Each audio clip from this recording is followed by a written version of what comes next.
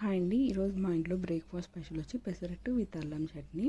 So పెసరట్టుకు కావాల్సింది రాత్రి నేను పెసరపప్పు, ఉద్దిపప్పు, రైస్, కొంచెం పచ్చెనపప్పు అండ్ కొంచెం మెంతులు వేసి సోక్ చేసుకున్నాను. తర్వాత నెక్స్ట్ డే మార్నింగ్ దీన్ని మిక్సీ పట్టడానికి నైట్ సోక్ చేసుకున్న దాంతోపాటు కొంచెం అల్లం, వెల్లుల్లిపాయ, పచ్చిమిర్చి, కొంచెం జీలకర్ర అండ్ సాల్ట్ యాడ్ చేసేసి దీన్ని మిక్సీ పట్టించాను. అంటే మిక్సీ పట్టేటప్పుడు నేను వాటర్ ఏం యాడ్ చేయలేదండి. సో ఇది దోశ బ్యాటర్ లాగా కావాలంటే కొంచెం వాటర్ యాడ్ చేసుకోవాలి. కాబట్టి దీన్ని బౌల్కి షిఫ్ట్ చేసుకొని అందులో కొంచెం ఒక పించ్ ఆఫ్ ఇడ్లీ సోడా వేసి కొంచెం వాటర్ యాడ్ చేసుకొని దోశ బ్యాటర్ లాగా రెడీ చేసుకున్నాను. సో రెడీ చేసుకున్న దాన్ని పక్కన పెట్టి మనం అల్లం చట్నీ కోసం కావాల్సింది రెడీ చేసుకున్నానండి.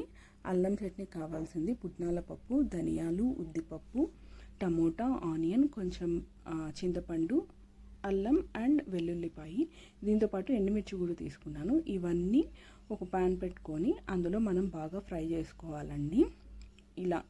ఇలా రెడీ అయిన తర్వాత దీన్ని కొంచెం చల్లారనిచ్చి తర్వాత మిక్సీ పట్టుకోవాలి. మిక్సీ పట్టేటప్పుడు కొంచెం సాల్ట్ యాడ్ చేసుకోవాలి.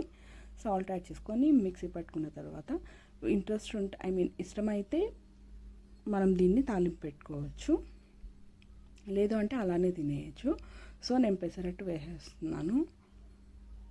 ఈ పెసరట్టుకి అల్లం చట్నీ కాంబినేషన్ అనేది బాగుంటుందండి.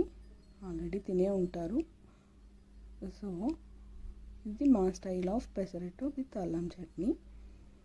మా మార్నింగ్ బ్రేక్ఫాస్ట్ అయితే ఈ విధంగా రెడీ అయ్యింది. దీనికి కొంచెం ఆనియన్ అండ్ క్యారెట్ కూడా యాడ్ చేసుకునే వాళ్ళు ఉంటారండి. అలా మీకు ఇష్టమైతే దాన్ని కూడా యాడ్ చేసుకొని ట్రై చేయొచ్చు.